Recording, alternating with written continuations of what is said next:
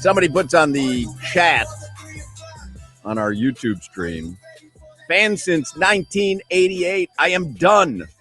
Season is over. Not going to use any of my season tickets and won't renew. But is that because they didn't get Giannis? I mean, literally, there's 30 teams that want to have Giannis. Like that, like if the Heat didn't get Giannis, now if you're saying I that's the only thing that you've put up on the chat. If you're saying no, they had to do something, anything, or else I would have had this reaction. If it's just because of Giannis, then I think that's a little unfair because I think it's more so the former than the latter. I think it's both. That would make a little more sense to me again than just saying they didn't get Giannis. I'm done with them. So the trade deadline has passed, right? It was at 3:00. Am I correct? It was 3 o'clock. I mean, there could have been trades that were submitted before 3. No, understood. But the trade deadline itself has passed. It's done. 3:00 was the NBA trade deadline. All right. So, and they're saying on ESPN right now, Bucks do not trade Giannis at deadline. Giannis expects to return this season once recovered from calf strain. So he will play for Milwaukee this season. He will not play for the Miami Heat. Ira Winderman tweeted out, if the Heat do not make a move, which, again, some stuff could come through the pipeline in the next couple of minutes, they would have 2 roster spots they could fill on the buyout market, considering there would be no reason not to waive Terry Rozier once the deadline passes. So you still have the buyout market to look forward to. I believe Chris Paul probably will be up in there. Yep, Chris Paul will be there. I'm like trying to think of anybody make a splash in there that would excite Heat fans. What's Joe Johnson up to these days?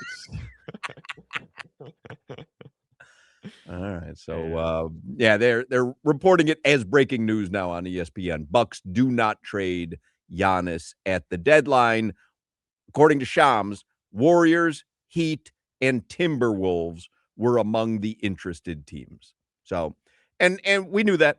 And we knew that the Warriors had kind of punted on it with their trade, the T-Wolves as well. It looked like the Heat were trying to, up until the last minute, make something attractive enough to Milwaukee. But again, I think this was kind of written a little over 24 hours ago when Giannis said, yeah, I don't mind staying in Milwaukee. Yep. You know what I mean? Like that to me was kind of like the harbinger of, okay, no one's coming to the table with 5 first-round picks and an all-star. It would have been waited out. The deal, in my opinion, would have been Bam Adebayo, Tyler Hero, and the 2 unprotected first-round picks. That may have gotten it done. Yeah. Like we don't know. My gut instinct is they did not put Bam in there at any time, any place. And my guess is Milwaukee, their front office, said to themselves, we're not moving them until the offseason unless Bam gets thrown in by the Heat. Then we'd have to reassess our decision. But that kind of would have been, I don't think that would have, again, you know how I feel. I would take Giannis over Bam any day of the week, but I'm not necessarily certain how much better you would have ended up getting with just Giannis losing Bam, Tyler, and 2 first-round picks coming up. So anyway, Giannis is a Milwaukee Buck, and the Miami Heat were the only team in the East to not make a single move. One of only 3 teams in the NBA as of right now to not have made a move: the San Antonio Spurs, the Houston Rockets, and our very own Miami Heat. All right. Well, there you go. That's the now we can focus on the Super Bowl or what?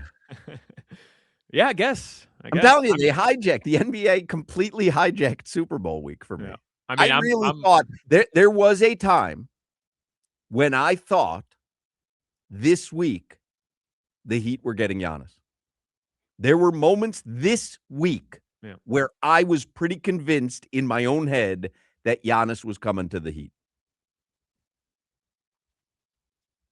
I stayed up until 5 a.m. last night because I didn't want to miss it. I couldn't go to bed. Like I genuinely thought when I saw that the Timberwolves and the Warriors had pivoted, I said it's the Heat now. It's got to be. There's only one team that hasn't made a move yet. The T-Wolves went. They got Ayo Dosunmu. The Warriors traded for Kristaps Porzingis, who hasn't played since January 7th. God bless him. And I said, okay, this is positioning, or this is turning out to be the situation where the Heat throw everything at the Bucks and say, we're your only offer. But Hawk, I mean, we read those comments yesterday from Giannis. He does not want to be the bad guy. He doesn't. That was kind of the end of it. He doesn't want to be the bad guy. And if he wasn't in that building bleeping everybody off and saying, get me to Miami because they're the only legitimate offer, I want to be there, then it may from a basketball standpoint, from a front office standpoint, it makes all the sense in the world for the Milwaukee Bucks organization to not do a trade today. It makes all the sense in the world. Wait till the offseason. More teams can recalibrate. More teams can throw offers your way. And even for the Heat, for those who are interested, Miami now, prior to the NBA draft, can now draft this year's selection for Milwaukee. So they can essentially include 3 first-round picks. Correct. But if the Heat ultimately end up going through the play-in and do what they do every single year, which is win the play-in tournament, then they can draft no lower than 15. And well, is that an attractive place for the Bucks to say, oh, how that's about a first-round pick? I believe in Eric Spoelstra and Norman Powell and the rest of this roster. So I believe the Heat, when they win the championship, will not need the services of Giannis. Don't roll your eyes at me, Jimmy. I will come in there. I will smack your face. I believe after they win the championship, they will not need the services of Giannis, or they'll hold all the cards. Mm-hmm. Or they'll be adding to their championship roster a disgruntled Giannis Antetokounmpo. Ira Winderman, by the way, tweeted out Norman Powell just posted on Instagram about the weekend birth of his child. So for those concerned what the personal reasons were, it was the birth of his child. I think I speak for everybody on the show when I say congrats to Norman Powell, Hawk. Yeah, you speak for everybody there? Yeah, I think I speak for everybody. Congratulations to Norm. It goes without saying? No, I think, we could say it. It doesn't go without saying. I think we could say it. Congratulations are in order to Norman Powell. Let's get headlines here for the 3 o'clock hour. We're going to talk some hoops and Super Bowl with Clay Ferrero. He's going to join us. He was at Heat practice today. Headlines are brought to you by Durrell Kia, home of the Pricito, our lowest price. Visit them at Durrell Kia or DurrellKia.com. Since we're joking about the buyout market, I did see a lot of this today because the Brooklyn Nets waived Haywood Highsmith, our old friend H. They made a trade with the Raptors, and they had to make room on their roster.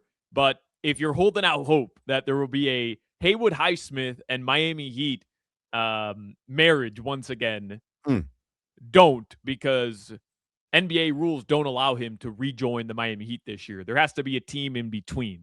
So there were people holding out for that? Yeah, I think there were. There were a lot of people. If it wasn't going to be Giannis, it was going to have to be Haywood Highsmith.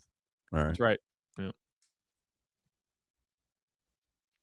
John Morant also, he stays in Memphis. He was not traded at the deadline either. I would say that has something to do with his contract and what he's going to garner. What he wants in this upcoming offseason, which I imagine somebody's going to give it to him. There will be somebody. Oh, yeah. I wouldn't even mind if it was the Heat. If they determine that they can bring him back to the skill level that we saw the first couple of seasons, I wouldn't mind that at all. I just feel like right now it was a little bit rushed because it was like, oh, do we want him? Can we get Giannis? Can we get Giannis and John Morant and keep Norman Powell? Like it was very frenzied. I wouldn't mind if in the offseason the Heat say, yeah, we're going to add John Morant to this roster and we're going to move on from such and such. Like, well, they'll figure it out. I have mad trust in Pat Riley. I know a lot of people don't, just looking at the chat, but I have mad trust in Pat Riley. But I have mad trust in the front office too. I don't view it from the lens that I think a lot of Heat fans are viewing it in right now, which is this front office is washed and that they can't pull off trades anymore. Like, I don't view it from that lens. But Hawk, I'm not gonna lie, like I'm still here refreshing Twitter because I'm struggling to Well, believe that the Heat made 0 moves. they were swinging for a home run. And listen, there are teams and there are hitters who are singles hitters. And there are guys who walk up there and try to jack one over the fence. But the people who do that, a la Dave Kingman on the 1978 Chicago Cubs, you're going to strike out a lot. Yeah. But when you connect, it looks unlike anything else someone does in the batter's box.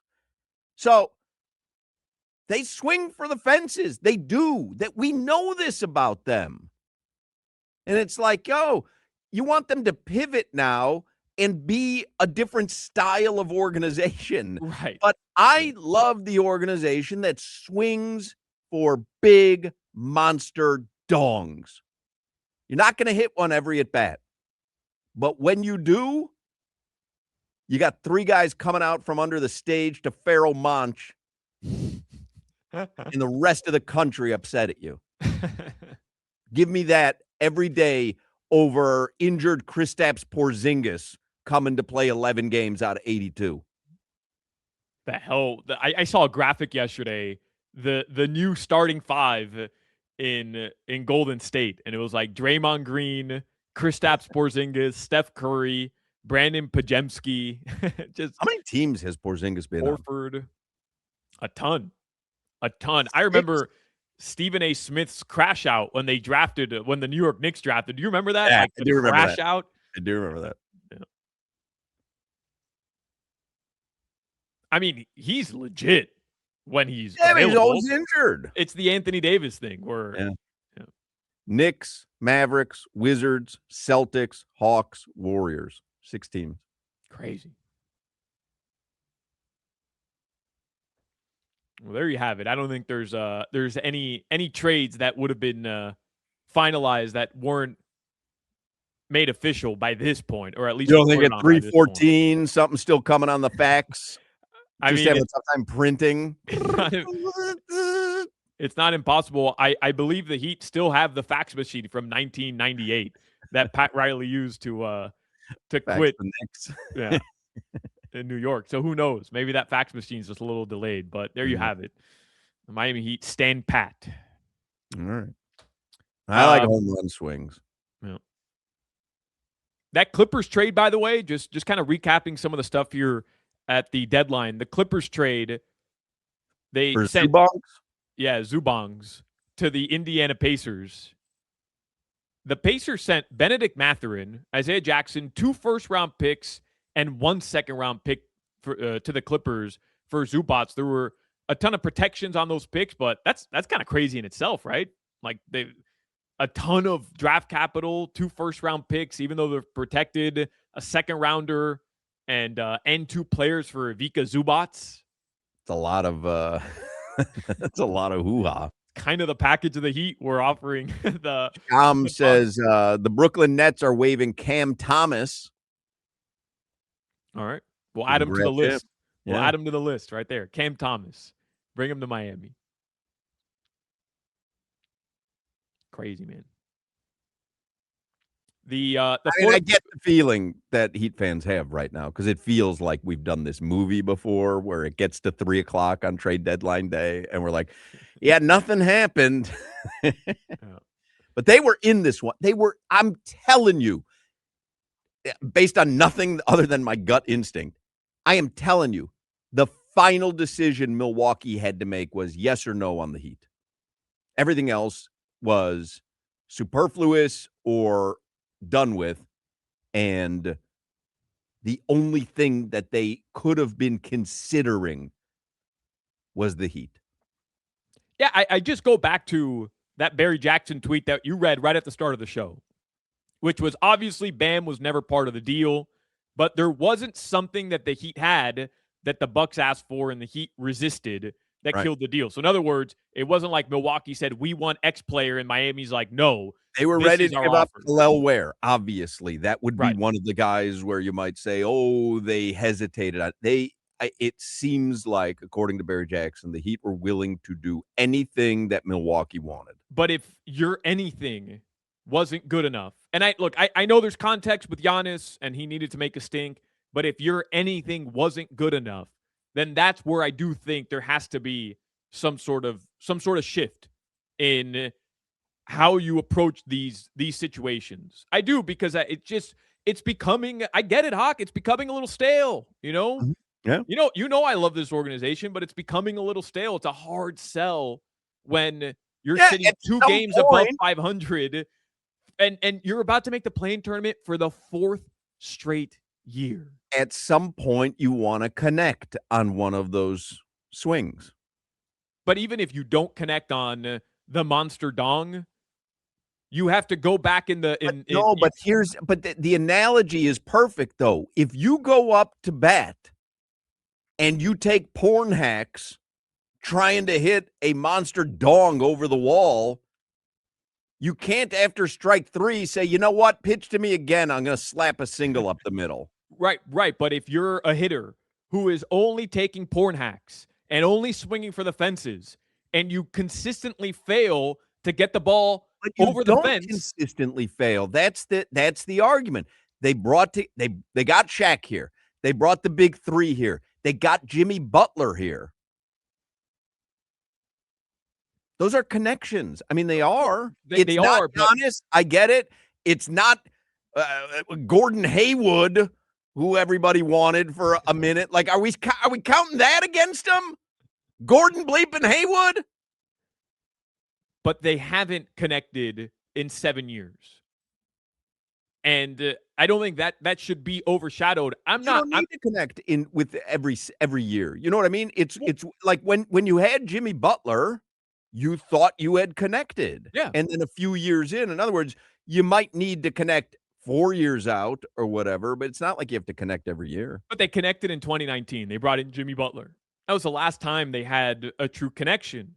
And well, if you don't appreciate Norman Powell, that's on you. Yeah, no, I mean, those are great moves. I love Norman Powell. I think every Heat fan loves the fact that you got Norman Powell for essentially nothing. But where has it gotten you? And that's the frustrating part. It's gotten you right back to the place you were a season ago and a season prior to that.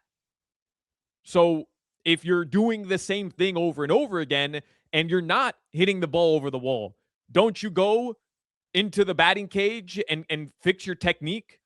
Don't you go and check on the bats that you're using and try to find better equipment? But I wouldn't do that if I had Giannis available, who becomes available. A guy of this caliber becomes available once in a blue moon. So, no, this is not the time that I would have tried to slap a single. I get you. Sham Sharania tweets out, John Morant remained with the Memphis Grizzlies past today's NBA trade deadline. Multiple teams were intrigued by Morant's talent, but none were willing to make a serious offer. Understandable. Yeah.